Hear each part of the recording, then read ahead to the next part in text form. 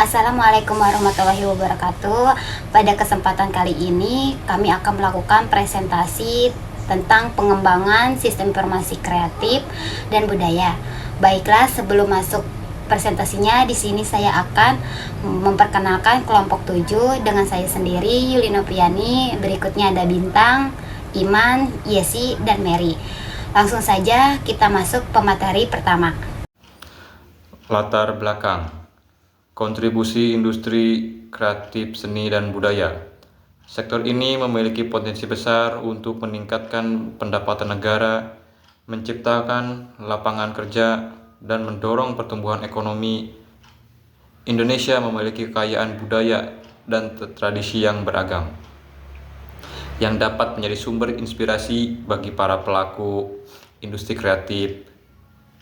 Produk kreatif adalah produk yang dihasilkan melalui proses kreatif seperti lukisan, patung, seni rupa, seni pertunjukan, desain produk, desain grafis, desain interior, dan desain fashion. Dalam hal ini dapat meningkatkan efisiensi dan produktivitas yang dapat membantu para pelaku industri kreatif untuk bersaing dengan lebih baik di pasar global. Selanjutnya ada potensi dan tantangan industri kreatif. Hal ini memberikan peluang besar bagi pengembang industri kreatif dalam berbagai aspek, seperti membantu para pelaku industri kreatif untuk mempromosikan dan memasarkan, membantu para pelaku industri kreatif dalam mendistribusikan karya mereka kepada konsumen, mengelola keuangan, mengelola stok barang, dan mengetahui data pelanggan, serta mengkolaborasikan dengan satu sama lain. Meskipun memiliki banyak potensi, terdapat beberapa tantangan dalam mengembangkan dan menerapkannya di industri kreatif. Antara lain seperti kurangnya akses ke permodalan, kurangnya infrastruktur, kurangnya sumber daya manusia yang berkualitas, dan kurangnya promosi dan pemasaran. Manfaat sistem informasi. Yang pertama, meningkatkan efisiensi produktivitas.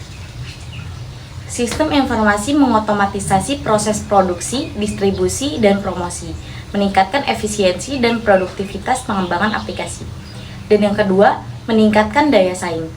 Pemanfaatan teknologi informasi terkini menciptakan aplikasi yang inovatif dan menarik, meningkatkan daya saing pasar. Yang ketiga, meningkatkan akses ke pasar.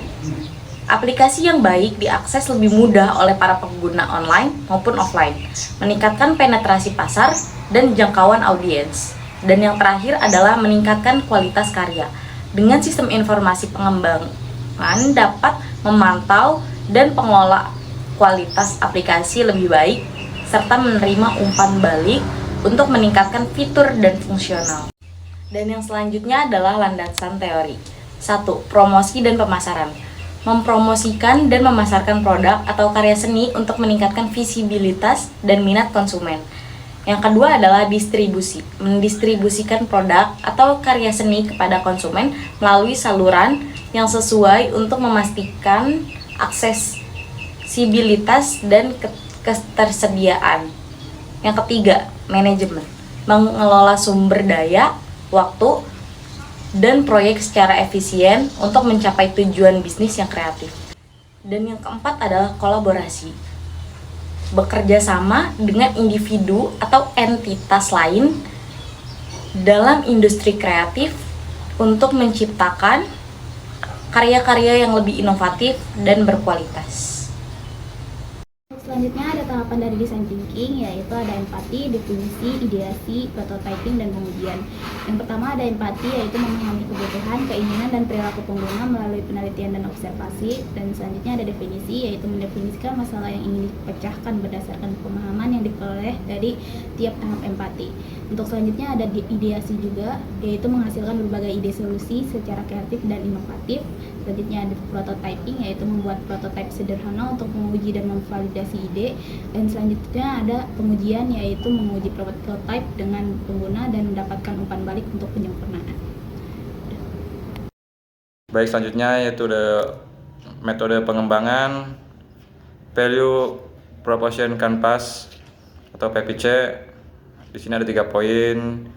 Ada identifikasi pelanggan, value proposition, dan visualisasi PPC.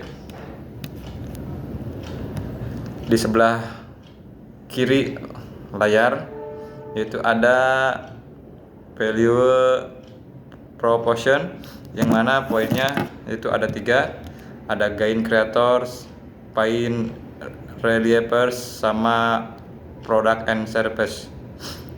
Untuk gain creators ada poinnya, tersedia tutorial dan artikel terkini untuk menambah pengetahuan dan edukasi tentang industri kreatif, seniman profesional dan karya original, sistem rating dan popularitas, offline event dan online event. Untuk di paint relievers yaitu menjangkau berbagai bidang industri kreatif yang diminati masyarakat, fitur promosi untuk jangkauan lebih, pemasaran karya seni sesuai minat masyarakat, sumber informasi lengkap dan terpercaya. Selanjutnya itu ada produk dan service, membuat inovasi aplikasi industri kreatif online yang memudahkan seniman dan para penikmat seni untuk membuat karya, mencari karya, dan menghidupkan ekosistem yang baik dalam industri kreatif. Di sebelah kanan layar yaitu ada customer segment, di mana di sini ada poinnya ada 3, sama gains, customer jobs, sama pains.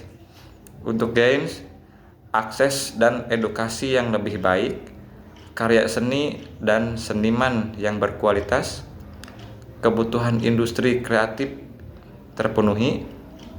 Untuk pain, industri kreatif yang kurang beragam, informasi yang belum jelas atau informasi palsu, dan promosi dan pemasaran yang kurang efektif. Customer jobs yaitu mencari inspirasi dan ide kreatif, menikmati seni dan budaya, menjadi pelaku industri kreatif, dan menemukan seniman-seniman baru.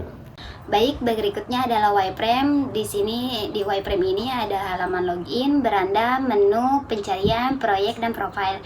Di halaman login ini ketika kita akan diminta untuk memasukkan email dan password.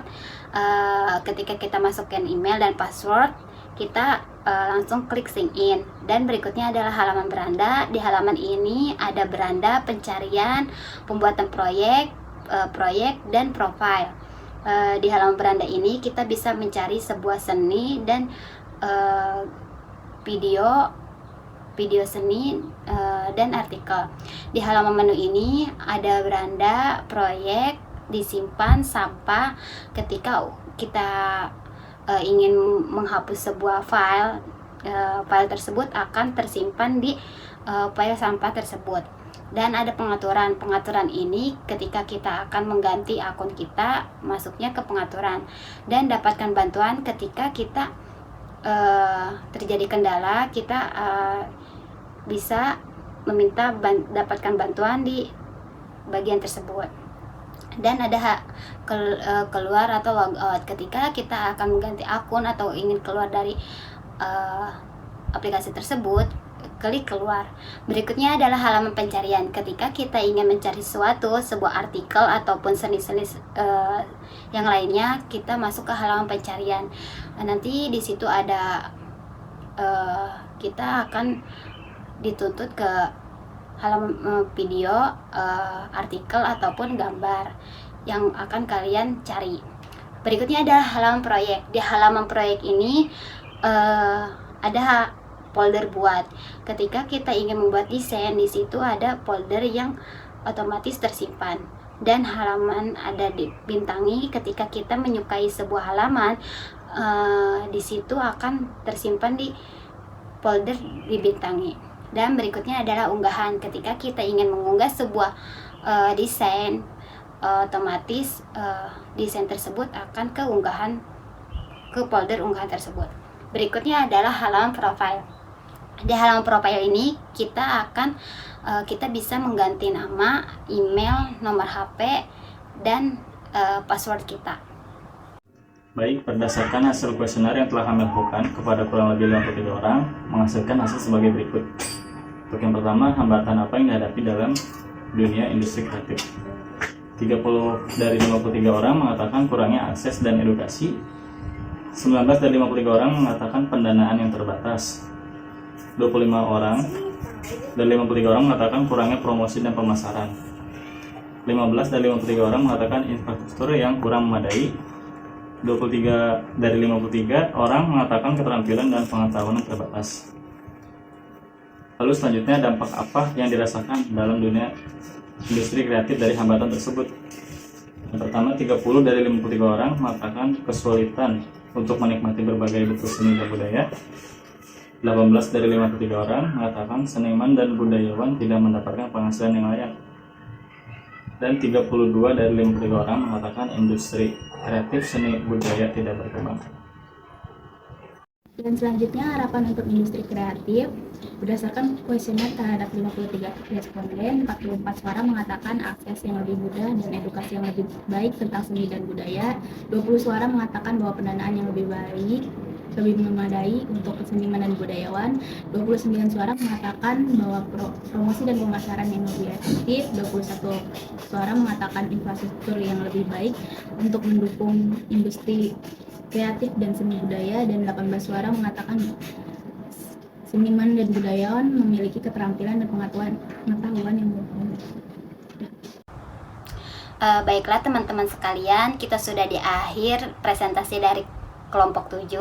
Oleh karena itu, kami akan ajak teman-teman untuk mengenal seni kreatif, untuk mewujudkan belajar yang lebih menyenangkan dan menarik. Terima kasih atas perhatiannya. Wassalamualaikum warahmatullahi wabarakatuh.